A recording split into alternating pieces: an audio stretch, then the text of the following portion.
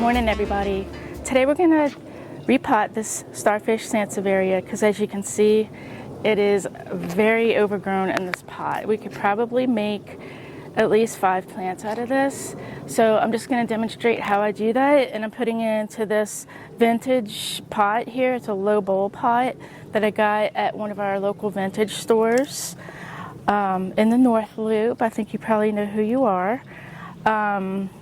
So yeah, I'm going to repot it in here. I think it'll look super cool. It's got a real neat architectural kind of vibe to this plant. I think it'll look really neat in contrast to this bright orange pot. So yeah, here I go.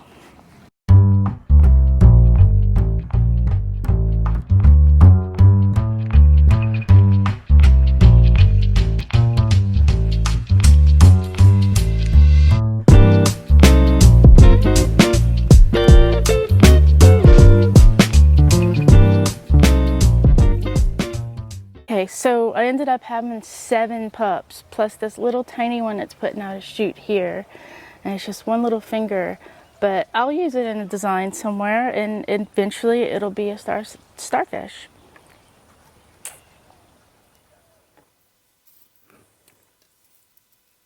So my soil is basically just a sandy soil, sandy loam soil, and I added some pea gravel, but I'm going to top it off with some expanded shale. So I'm just going to go ahead and use this soil. It's well draining. Don't really need to water these much, so we're not going to go that route of trying to, have something that has a lot of peat or anything that would require to absorb a lot of water. So I really like this one. It's pretty cool. So I'm going to go ahead and use that one in the middle, or sort of towards the back.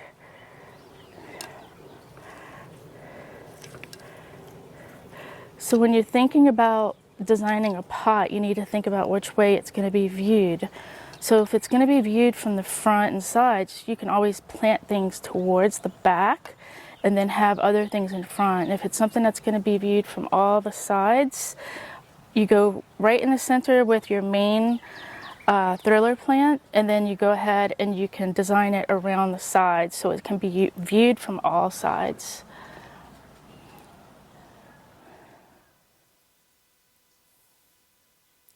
This one I think I'm just going to plant by itself because it's got its mom and the little baby, and it's just so perfectly proportioned. I really don't want to pull that apart. I think I want to just enjoy that in its own little pot later on. So this is another one that could just stand alone. Look at that. It's perfect.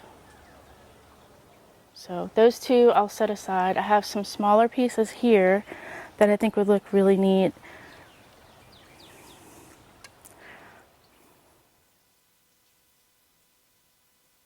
This one's kind of neat. It's a different, you can see these have more of a fan shape, and this one's more like a finger shape. These things are kind of weird sometimes, but that's what makes them so interesting. So we're going to pop that guy in there. And let's see. And this one here, I feel like he could go somewhere in the front just to kind of balance everything out.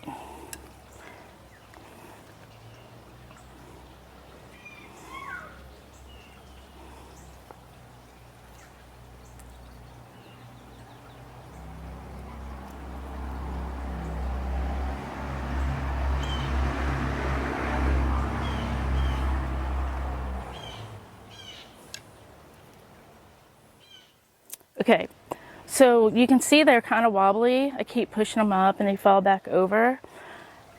I have 4 pieces left over,